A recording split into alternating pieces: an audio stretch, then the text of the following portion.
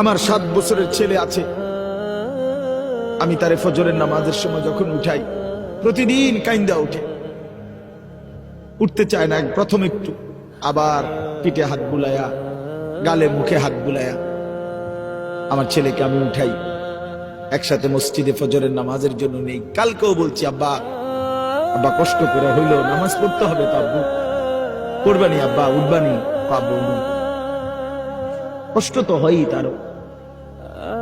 তোমরা ছেলেরা বাপ 18 বছরের, 16 বছরের, 20 বছরের কেমনে নামাজ না পড়ে থাকো ভাইয়া? যার কপালে সেজদা নাই, যে সেজদা করে না, বিশ্বাস করেন খোদার কসম, তার চাইতে বড় ঘাটতেরা, তার চাইতে বড় গাদ্দার আর কেউ নেই। তুই বড় ঘাটতেরা, মনে রাখিস, তোর ঘাড় বড় শক্ত।